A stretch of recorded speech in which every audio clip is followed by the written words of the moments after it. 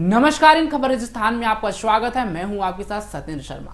राजस्थान के भीलवाड़ा में नाबालिग लड़की के साथ रेप हुआ, यह मामला तूल पकड़ते गया।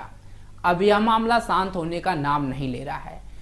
राज्य की विपक्षी पार्टियां लगातार इस मामले पर गहलोत सरकार को निशाने पर ले रही हैं। बीजेपी की महिला मोर्चा की सदस्य भी भीलवाड़ा का दौरा कर चुकी हैं और राज्य सरकार को कटघरे में खड़ा किया है।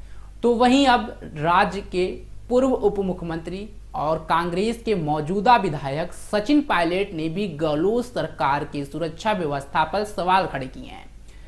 सचिन पायलट ने कहा है कि महिलाओं की सुरक्षा के लिए सरकार को सख्ती बरतनी चाहिए। यह घटना किसी भी तरह पे बर्दाश्त करने लायक नहीं है। आप भी सुने सचिन पायलट का बयान कि वह क्या कह रहे हैं। मैं समझता हूँ सरकार भी ये चाह रही है कि इस प्रकार की घटनाएं आगे ना हो। उसके लिए हम क्या कर सकते हैं? धाराएं लगानी हो, थाने खोलने हो, पुलिस को और चौक चौबंद करना हो और सजा दिलाने का जो काम है। कई बार हम पकड़ लेते हैं, एफआईआर हो जाती है, केस मुकदमे दर्ज हो जाते हैं, लेकिन न्यायपालिका में कभी भी समय बहुत लग जाता है और लोग इस मामले को भूल जाते हैं, फिर आरोपी छूट जाते हैं। लेकिन इस बार हम सब इसको देखेंगे कि चंद हफ्तों के अंदर चालान पेश होने के साथ साथ कार्रवाई हो।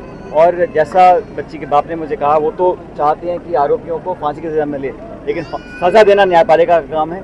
हम लोग अपनी तरफ से पूरी कसर कोई छोड़ेंगे नहीं और उम्मीद रखते हैं कि बहुत जल्द इस बच्ची को न्याय मिले। नाबालिग पीड़िता की पहचान जो है वो सोशल मीडिया पे लगातार जो है वायरल की जा रही है। नहीं, वो मुझे लगता है कि ये इसमें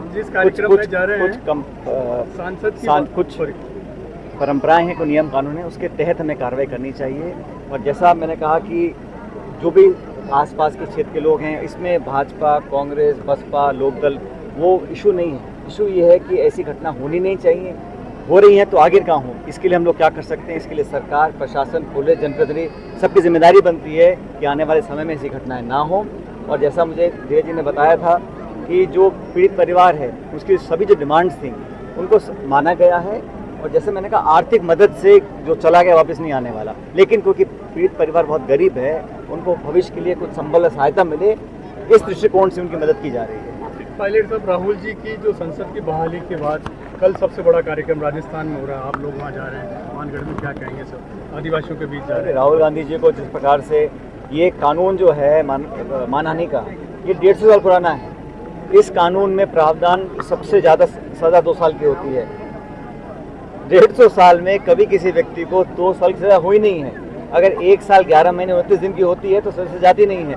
तो भाषण कर्नाटक में दिया, गुजरात के किसी व्यक्ति ने मानहानि का मुकदमा दायर किया, session court, lower court, high court ने सजा दे दी और सजा ऐसी दी ताकि कन्विक्शन 2 साल का हो और उनकी सजा चली जाए। लेकिन मैं धन्यवाद देना चाहता हूँ देश के सर्वोच्च न्यायालय का, सुप्रीम कोर्ट का। उन्होंने एक उदाहरण प्रस्तुत किया है कि लोकतंत्र जीवित है और इस प्रकार से षड्यंत्रपूर्ण तरीके से किसी नेता की आवाज़ को अब दबाना चाहो तो हम होने नहीं देंगे।